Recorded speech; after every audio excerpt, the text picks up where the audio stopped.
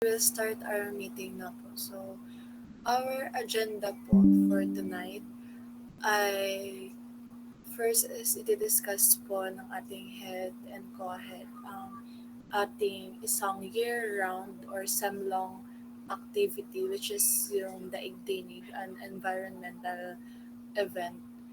And second po is may a-announce lang din ako regarding sa Kaizen. And lastly is other matters. Pwede niyo pong erase lahat ng inyong concerns, mapa-event yan or concerns sa department.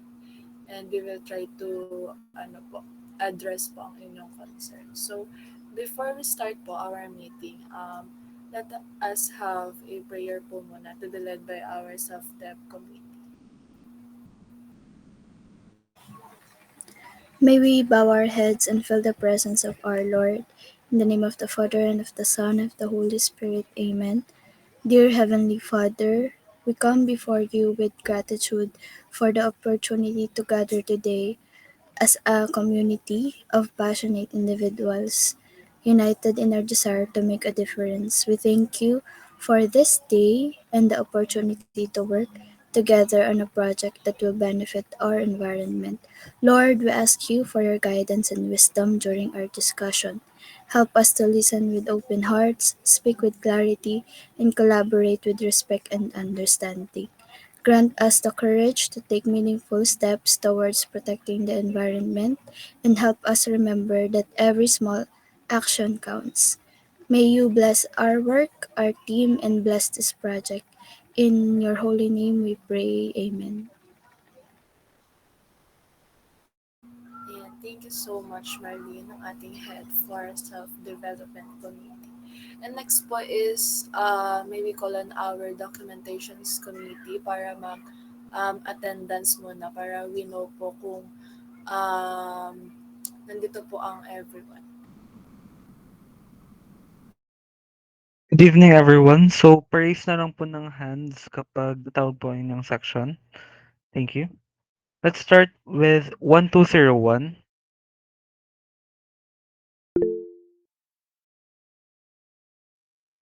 Thank you. Then 1202. 1203. 1204. 1205. 1206. Again, 1206. Then patawag na lang po. Then 1207. Next, we have 2201. 2202. 2202. Ayan, patawag na lang din po second years. And then 2203. 2204. And 2205. Next, we have the third years 3201, 3202, 3203, 3204, 3205, 3206, 3207, 3208. And thank you so much. And then fourth years 4201,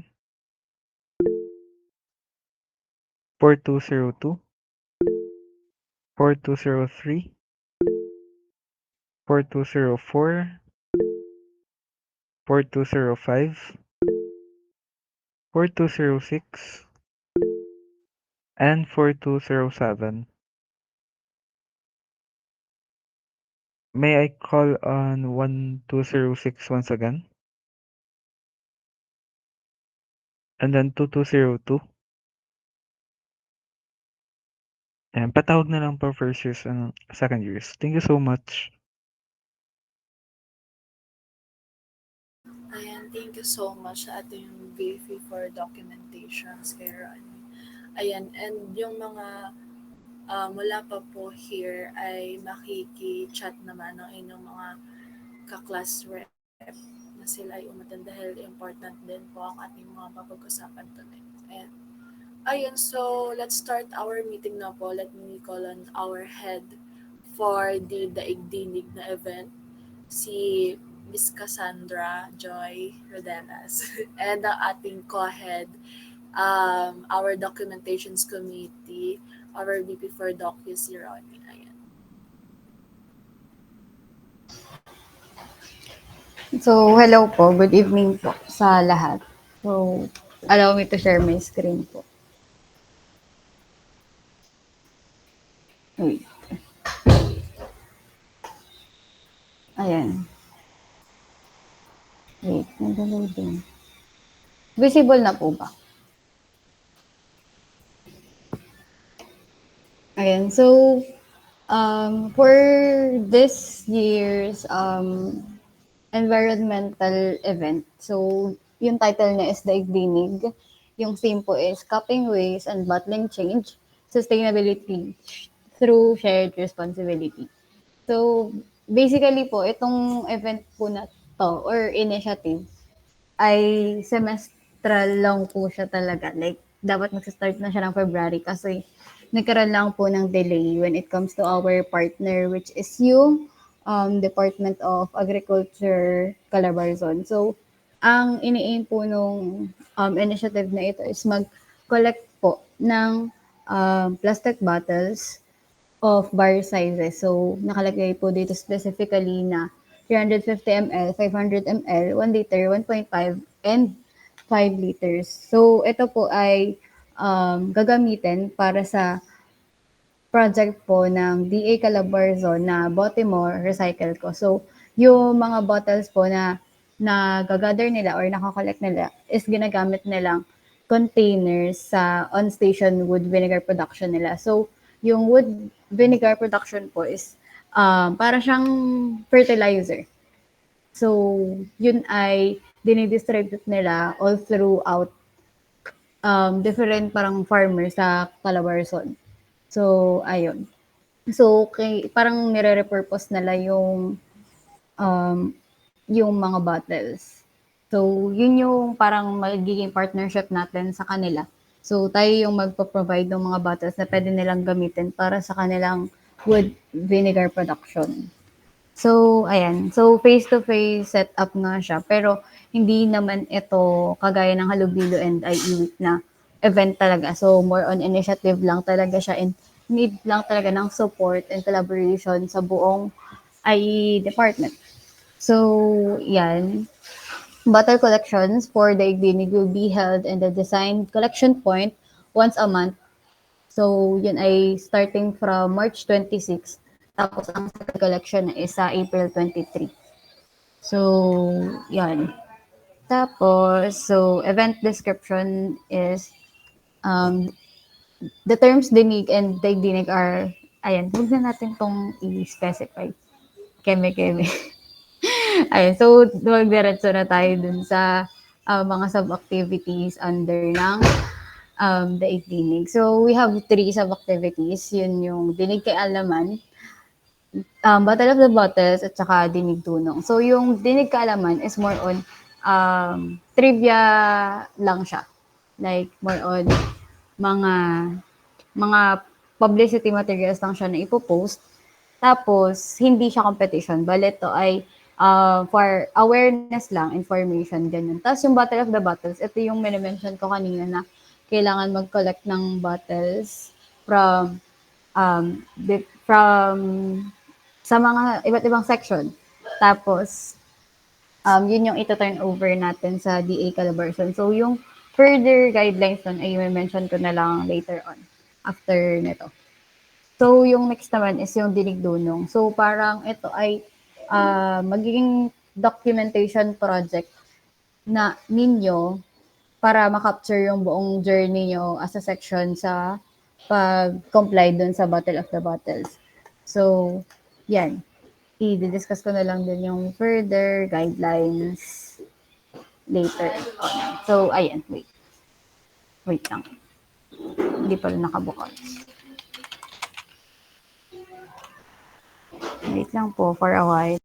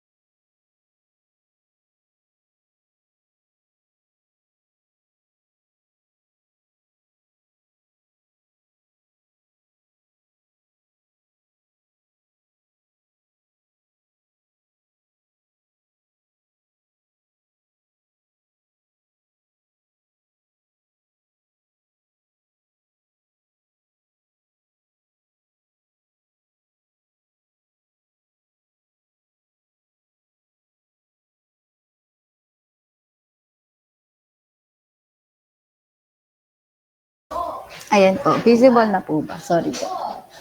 Ayan. Nakikita ba?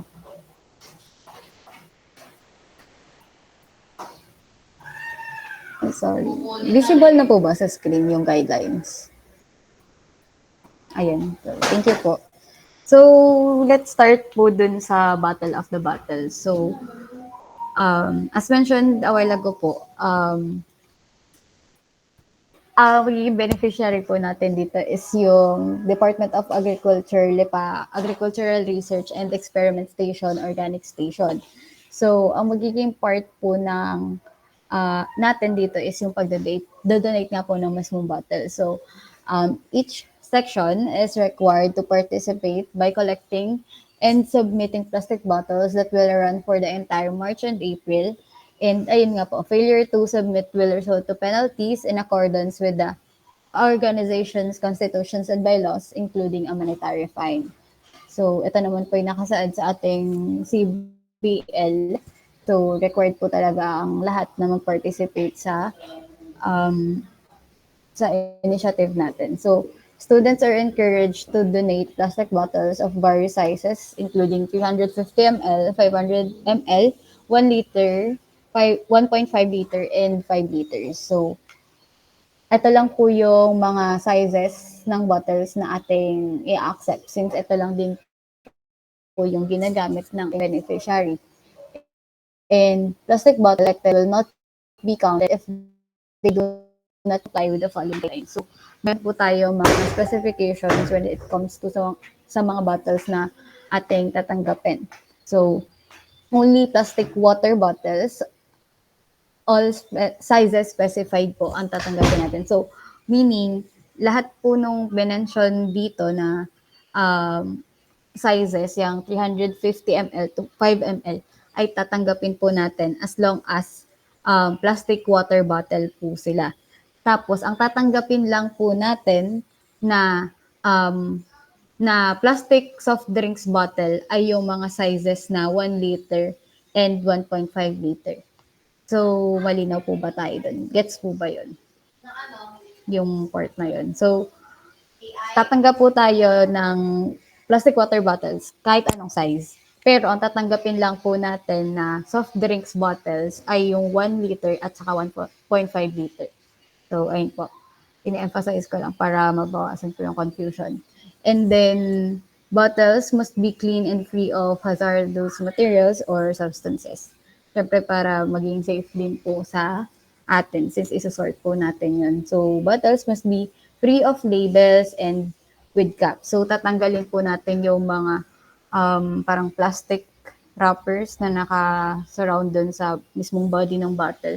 And then, dapat po ay may takip pa rin since ito nga pong bottles na ito ay paglalagyan ng wood vinegar po ng Department of Agriculture. And then, bottles should be properly sorted by size before submission. So, ilalagay niyo po siya sa isang sako na may label. So, nandun po yung section name ninyo, pati yung bottle size po na laman ng sako. So, bale kung meron po kayong bottles na 350, 500, 1 liter, 1.5 at 5 liters, ang total ng sako po na ibibigay ninyo ay 1, 2, 3, 4, 5 na sako po. Since dapat po ay nakasort na po by size pag isa-submit po ninyo. So, ayan.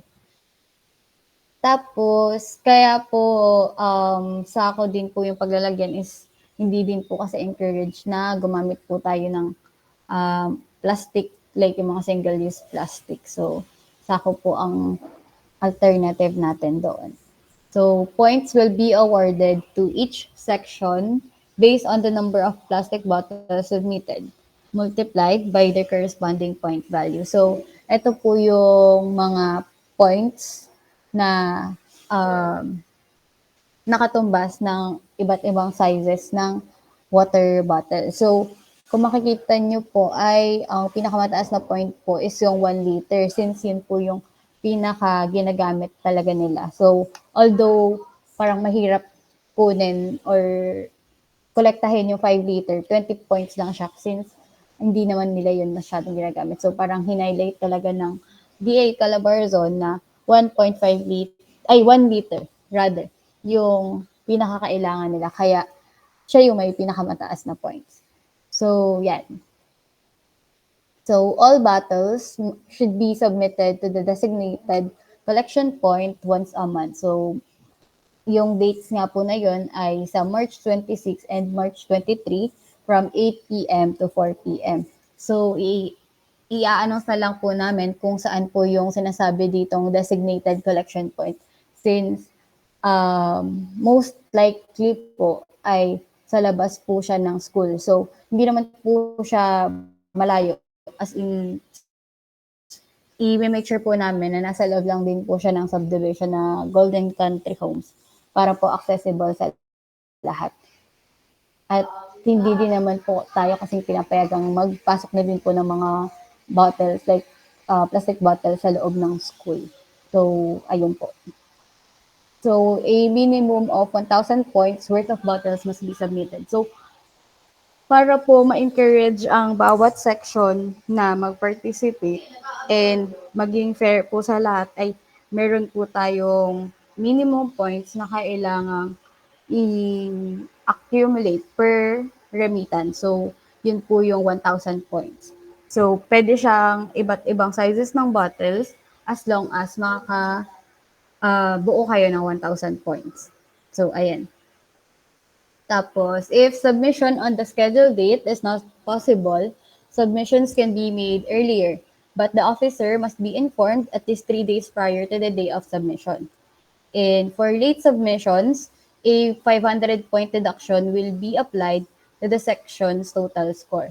So, kahit po late siya mag-submit, kailangan niya pa rin pong maka 1,000 points. Pero yung imbis po na ang ire-record po natin ay 1,000 points, mababawasan po yun ng 500 points dahil nga po late. So, ayun, for strict compliance po ito. So, if may case nga po na hindi makakapag-submit, for example, ay may exam, ganyan, or may ibang kailangang asikasuhin, ay pwede naman po kayong mag-abiso beforehand. So, nakalagay po dito na 3 days prior to the day of submission.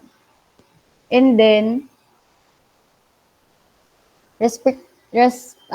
representatives of each section must carefully check all details entered in the monitoring sheet and sign the monitoring sheet to confirm accuracy.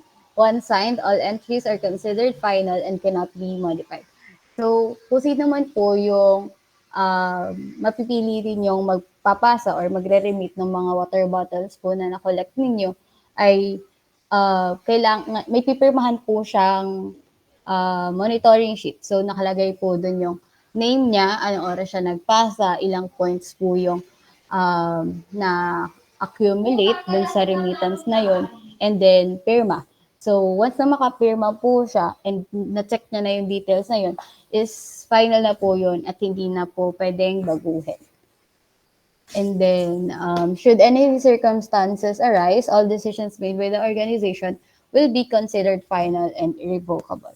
So, itong initiative po na to is hindi naman po masasayang yung effort ninyo dahil bukod sa nakatulong po tayo sa ating beneficiary and also sa environment is may corresponding um, reward naman po yung efforts ninyo. So, the top 3 sections with the highest accumulated points shall receive a certificate and the following cash prizes. So, for first placer, 5,000 pesos. Second placer is 3,000 pesos. And third placer is 2,000 pesos. So, yan. Feeling ko naman po is malaki-laking pera na yan para ma-motivate ang everyone na participate. And then, ayan. May questions po ba regarding sa Battle of the Bottles?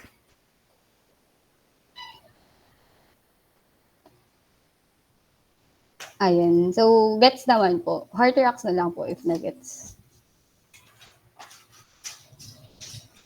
Ayan. So, if may questions po kayo is chat nyo na lang po sa chat box. Ituloy ko lang po yung discussion dun sa isa pang sub-activity.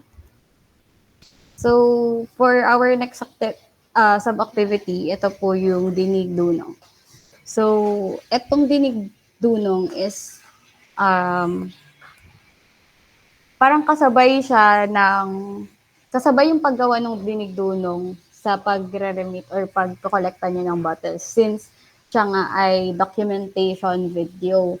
So, ayan, isa-isay natin yung guideline. So, the theme of the video must revolve around expressing environmental advocacy through creativity, resourcefulness, and collaboration. The content must be appropriate and respectful, adhering to the university's code of conduct. So, dito po, parang dinadocument nyo lang yung pagkakolect nyo ng bottles, tapos pwede kayo mag-add ng iba't ibang realizations, keme-keme, or whatsoever. Basta, ayun nga, ina-encourage na creative siya, resourceful, and yun, makikita yung collaboration sa buong section. So, the video must not exceed 3 minutes. 3 points shall be deducted for every 5 seconds exceeding time. And ayun, use of stock videos is not allowed. Clips must be original and with minimal edit. So, hindi po natin pinapayagan na gumamit ng mga downloaded videos from the internet. Dapat po talaga original yung mga clip ninyo to ensure yung originality din. And yan, baka makulong pa sa pag-edit-edit na yan. So, yan. So, this video can be in English or Filipino language. Subtitles are encouraged to be written. All entries must be submitted on or before April 27, 2025 at 11:59 p.m. So, yung huling submission ng Battle of the Bottles ay April 23. So, meron pang ilang days, 4 days after ng last submission para mag-edit, like compile lahat ng mga clips na shoot from March pa na remittance, ganyan. So, yun, feel ko naman ay sapat na yung time na yun para mag-edit and mag-conceptualize din. So, the video output must be in landscape, orientation, and in MP4 format. It must be uploaded in the Google Drive link provided. Ito po yung link with the file name section, video title. So, ito po yung example. And then, the video will be posted on the Facebook page and YouTube account of JPIIE on April 28, 2025. So, ayun po, ganda-gandahan naman at ipopost. And winners will be based on the highest number of heart reactions in Facebook and likes in YouTube combined. So, auto-liking is strictly prohibited and will result in disqualification. So, ito yung labanan na naman ng mga keyboard warriors dyan. So, ayun, padamihan ng likes and heart reacts ang labanan. So, top 3 entries with the most heart reactions in Facebook and likes in YouTube combined until April 30. So, ayun, pagka-post ng April 28 ay may 3 days in total. So, 28, 29, 30. 3 days in total para hikayat na mag-react sa inyong mga videos na nai-post natin sa Facebook and YouTube. Ayan, since sayang din naman yung cash prize, so first place is 2,000, second place 1,750, and third place 1,500. So, kung mananalo kayo sa Battle of the Bottles na may 5,000 pesos na kung first place, tapos for example, ay first din kayo dun sa Dinig Dunong or yung documentary nung inyong journey sa Battle of the Bottle. So, may 7K na kayo. Pang swimming na yun. So, ayun, sali na. Ayun lang. So, kung may questions kayo or clarifications, ay go na po ngayon. At pwede po makita ulit ang primer nandun. Okay. Etong primer pala na isi-send din po namin tomorrow. So, ili-layout lang siya para maganda-ganda naman. So, usual na primer po na sinesend natin. Ayun, pwede nyo naman din i-screenshot kung gusto nyo ng laban na kayo ngayon. Go. Any questions po, clarifications, violent reactions? Go lang po. Ayan.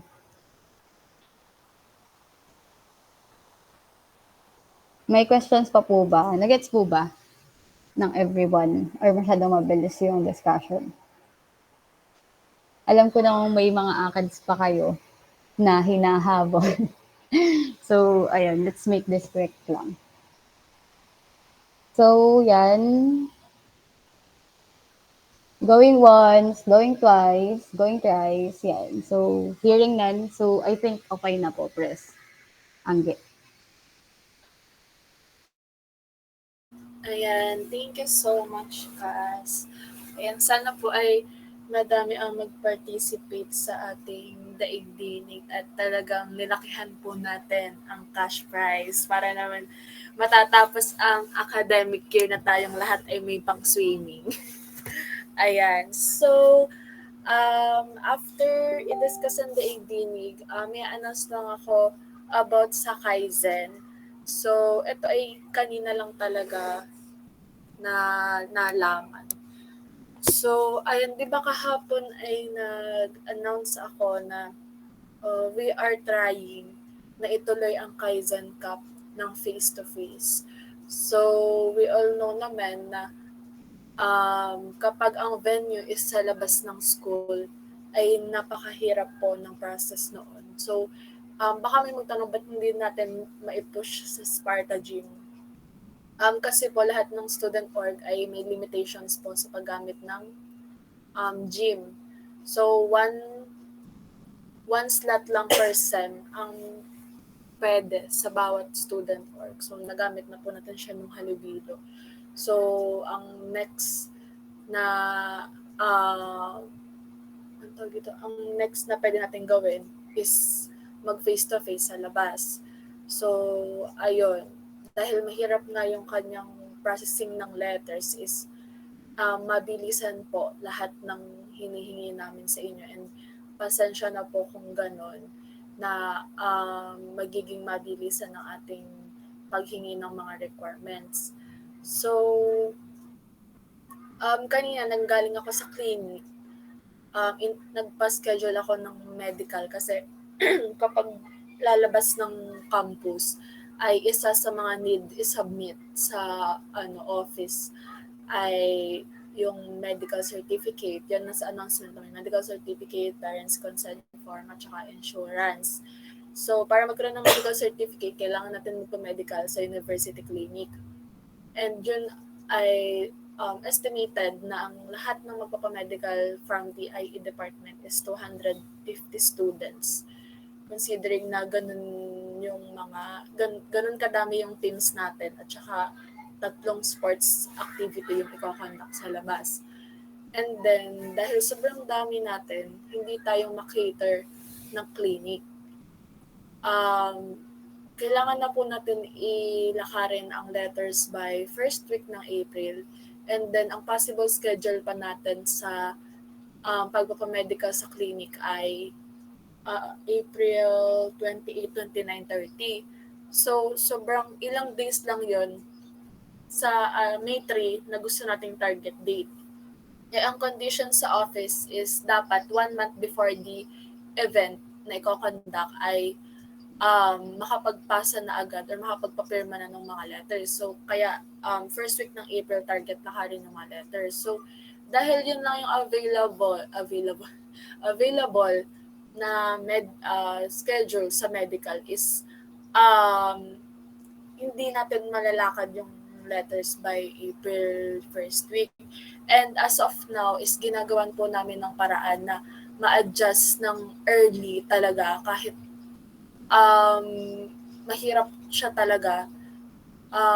Ngayon kasi is with the help of our org advisor na din, ginagawa namin or nagre-request kami na mapa-early pa yung schedule natin ng medical sa clinic. And isa pang inaas namin is baka pwede naman magpa-medical sa labas, ganyan.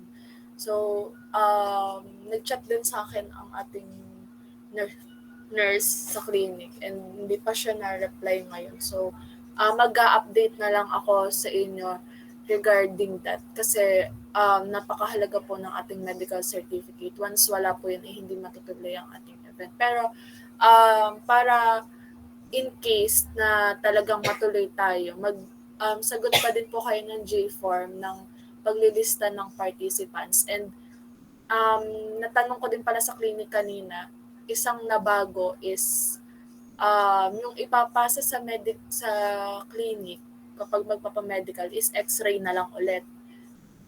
May mga naka-experience naman sa inyo dati na makapagpa-medical na and x-ray lang talaga yung hinihingi. Tapos nung first time kasi nag-announce na need ng urinalysis at CBC kapag mag-sports event.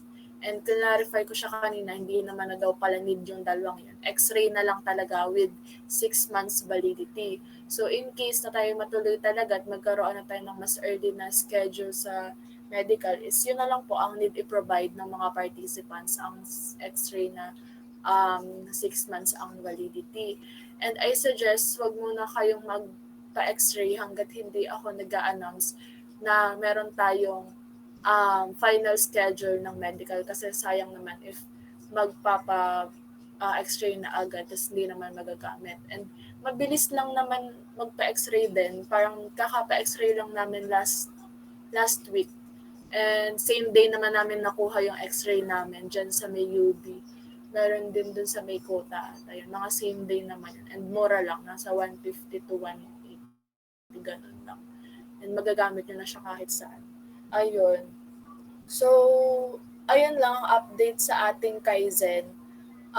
Hindi, kung sasabihin nyo na maglaro tayo sa labas ng hindi nagpa-process ng letters, hindi po yun pwede. Hindi po tayo i-allow, lalo ng ating department chair, na mag-conduct ng ganong activity knowing na physical activity siya, madami pwedeng mangyari na accidents. And ayun, hindi sagot ng org or ng department yung mangyayari kapag hindi legal na nakapag-process ng letter. So, we will update you all po sa magiging mga plans sa Kaizen. And ayun, makiki-accomplish na lang din po muna ng ating mga participants. Yan pa lang din naman po ang hinihingi namin sa inyo as of now para tuloy-tuloy po ang ating pagpaprocess ng letters. Ayan, nag-reply sa akin. Oh my God, nag-reply sa akin yan, si nurse. Pumunta daw ako sa clinic tomorrow at may new schedule daw siyang ibibigay sa akin. Ayan, yun, i-update ko kayo. Diba, real time ang ating pag-update. I-update ko kayo bukas pag nagpunta ng clinic. Yan, update ko kayo. Pero ayun, yung participants niya po ay need namin talaga agad-agad. So, paki-input na lang din. Tapos, follow ang mga guidelines kasi alam niyo na rin naman yung mga rules sa sports activities na volleyball, basketball, badminton, and yung mga e-games. Yung mga usual lang din naman na rules doon ang nakalagay. And of course, naka-include dun na magiging strict tayo sa mga time Yun, ganun lang naman nakalagay, kaya to follow na lang din siya. Tapos, for clarification lang, ang grouping system natin ngayon is per year level. Ang magkaka-team ay first year, second year, third year, fourth year. Tapos, dalawang entries per year level. So, kayo-kayo na lang class reps ang mag-usap kung sino-sino yung ipapadala nyo. Kasi yun, given na ang ating event is one whole day lang, hindi po natin kaya mag-cater ng sobrang daming teams. So, kaya limited lang tayo sa 2 teams per year level. Ayun, wag naman mag-away-away. Please lang. Ayan. So, ayun, if may questions po kayo regarding sa Kaizen, you can raise na po ngayon at pag-usapan po natin.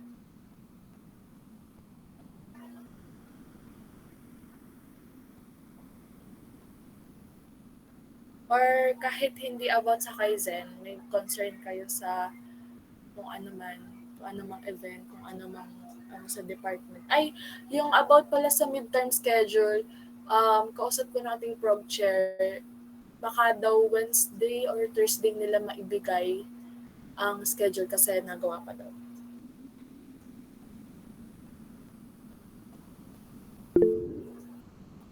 Ayan, si Sir Nomer ay nandito na pala. Ayan. Hello po, sir. Good evening po.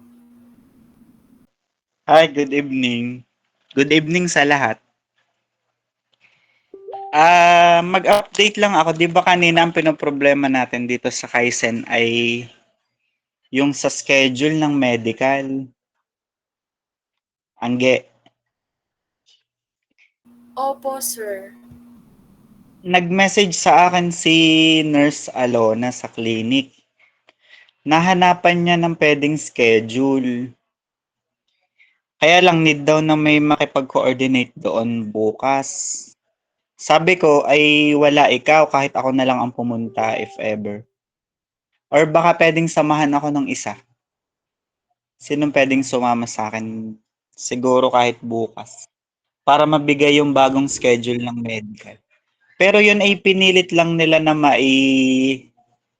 maisingit. Kaya kailangan nating i-grab yung opportunity na tayo nabigyan ng chance na makapagpa-medical.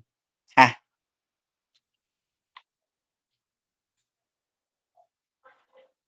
ayun. Mag-o-offer ang ma'am ng isang ano, basta sabi ko sa ma'am ay within, ang target natin ay ngayong March, tama?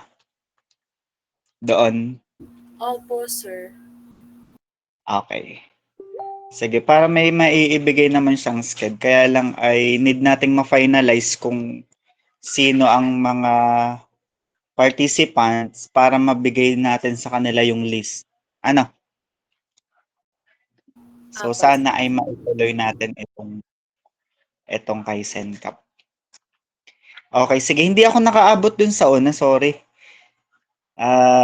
Yun lang. About din sa midterm schedule, meron ba kayong request or concern para masabi ko din sa ating program chair ang paggagawa ng sked?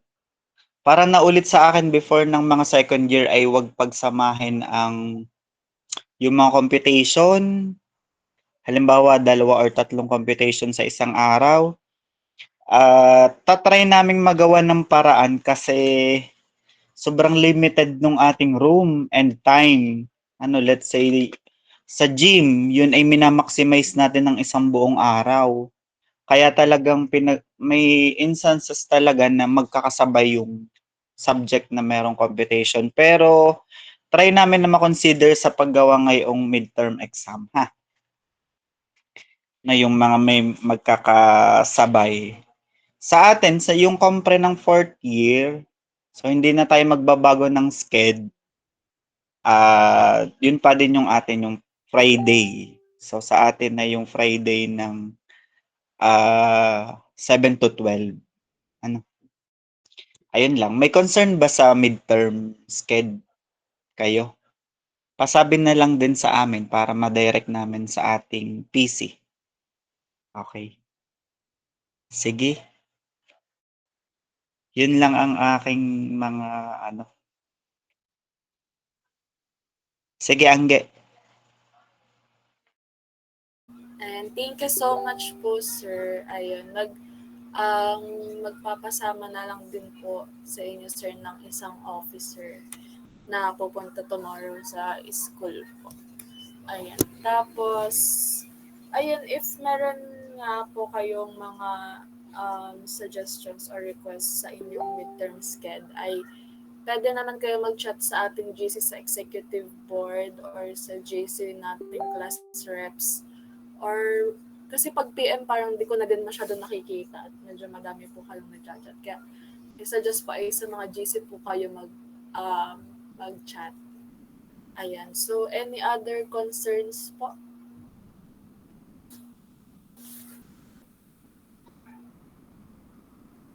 Ayan. Ayan, si Felipe may announce na. Go. Ate, other matters po for I-Essentials.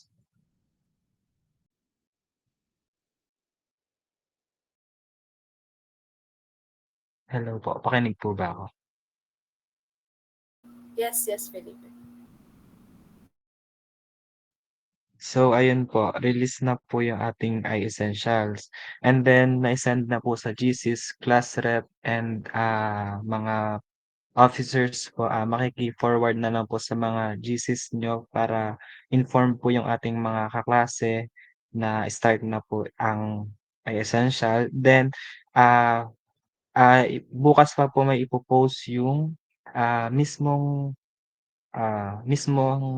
ating FB page po. And then, about naman po sa org shirts ay sa mga ano po, sa mga sections po na may kulang pa, and then yung may mga labis po makikibalik na lang po sa org room, and then yung mga may kulang po ay, makikikuha na lang po sa ating org room. And then after nun po ay siguro po ay after ng midterm ay dapat na i-distribute na po natin yung mga kulang, and then after po ay ang gagawin po natin ay, ipagbibili po natin sa mga students na may mga gusto pa po or willing pong bumili ng org shirts. Pero, limited size na po iyon. Yun lang po. Thank you po. Ayan. Thank you so much po sa ating VP Marketing kay Felipe. And thank you so much po sa lahat ng nagsusupport sa ating mga events, mapa year-round or mga major events natin yan. Thank you so much po. Highly appreciated po ang inyong support and efforts. Ay. So, as of now po, may mga nag-message na ng mga request nila for midterm sked. So, you can message na po din para sabay-sabay na ma-relay sa ating prop chair. Si Cas, go Cas.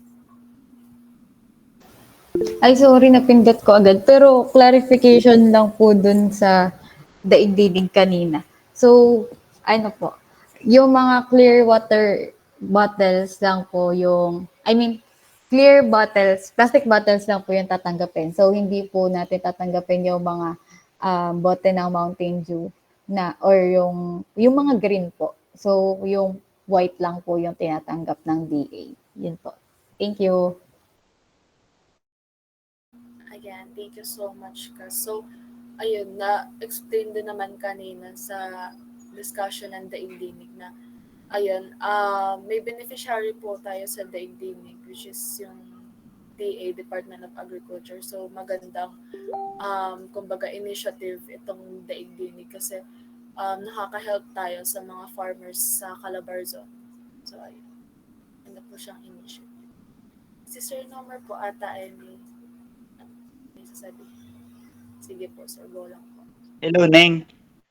Hindi ko lang naabutan kanina. Itatanong ko lang, since tayo magko-collect ng bote, mag-generate ito ng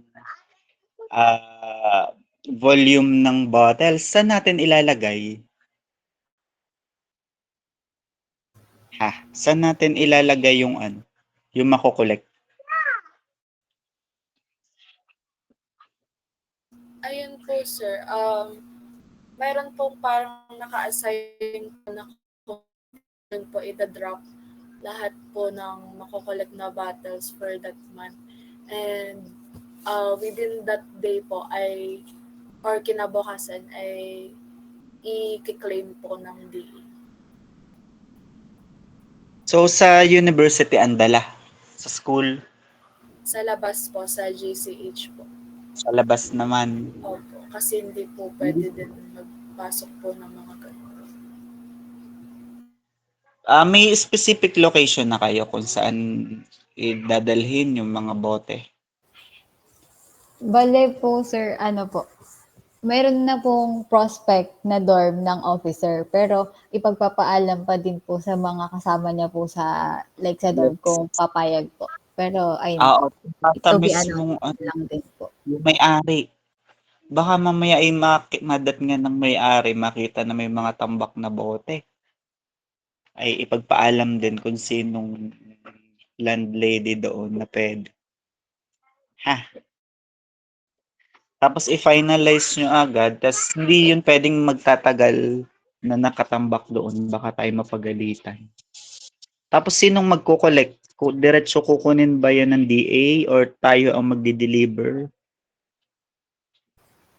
Anong arrangement natin doon? Bale po, sir, yung napag-usapan po ay willing po ang DA na kumuha po mismo or mag-claim po nung mga water bottles po na makakollect po. Okay. Sige, so kung ganun, mag-set na lang tayo ng every ano kukunin. Tapos every ano kayo magpapadala ha. Para pagdala ng mga bata, diretso pick up din agad na hindi magtatagal. Okay? Noted po, sir. Thank you po. Okay, sige. Thank you. Ayun lang pala, wait lang. Dun sa other matters, since nabanggit ni Felipe kanina yung mga org shirt and ano.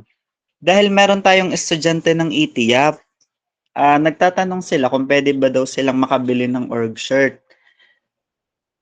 Nasa CBL ba natin na dapat ikaw ay member? Or kailangan mo munang magbayad ng membership fee bago ka mapagbilhan ng org shirt? Or paano ba ang protocol natin sa pagbibili ng org shirt? Sir, i-review lang din po muna yung CBL kasi ang alam ko po ay parang wala pong naka-indicate doon ng about po sa Walang org. na-indicate. So, kahit hindi ka member ng GPI, pwede kang bumili. Kasi hindi sila member at kaka-enroll lang nila ng ETIAP. Pero gusto daw nilang mag-avail ng ating org shirt. Sabi ko, si Sir Mark naman na nagtanong sa akin, sabi ko kay Sir Mark is, titingnan natin sa CBL nga kasi baka naka-declare doon na dapat ikaw ay member muna. Parang ang pangit naman na naka-org shirt ka tapos hindi ka naman affiliated doon sa isang organization na yun. Ano? Tapos, Ayun. i-review po naman ang CBL. Okay. Sige, if ever naman na kung pwede, edi why not? Income generating din naman yun. Okay. Sige, sige.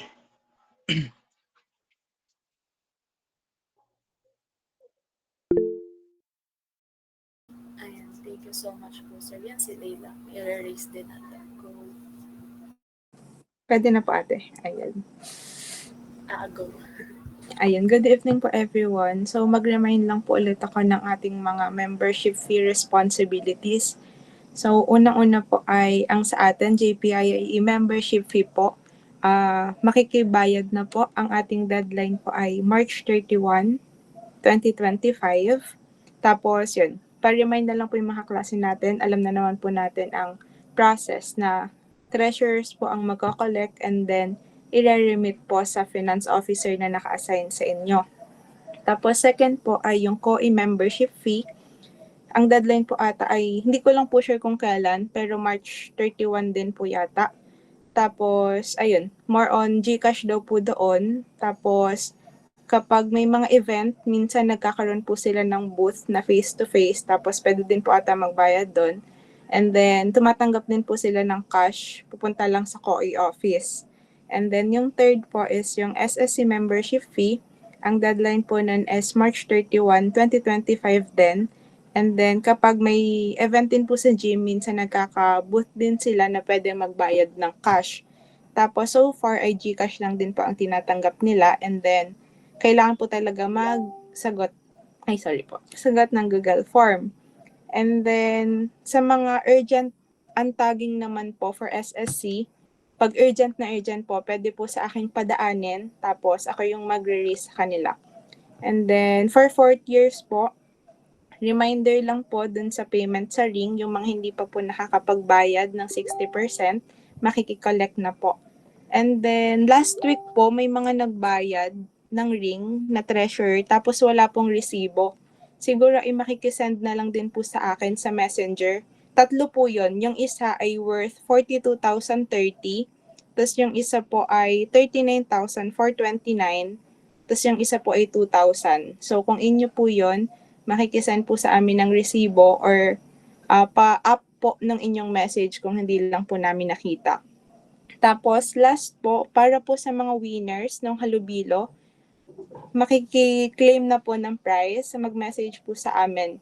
Parang nasa org room po, always available sa pag-claim yung raffle prizes tsaka po yung prizes ng Palarong Pinoy. Ang claiming po nun ay hanggang March 15, and then yung mga cash prizes naman po, ang claiming ay until March 31. Tapos pa-message po muna sa amin since kailangan pong pumirma doon ng AR. Ayan lang po. Thank you so much.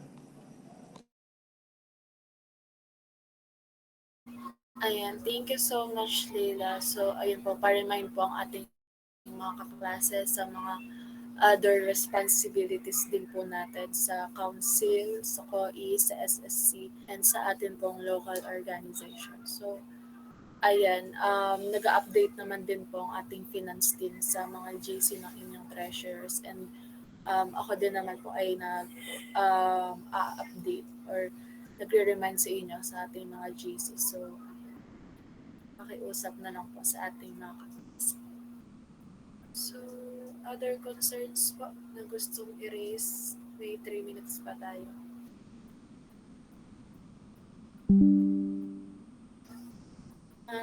Comment na lang po or mag-raise hand.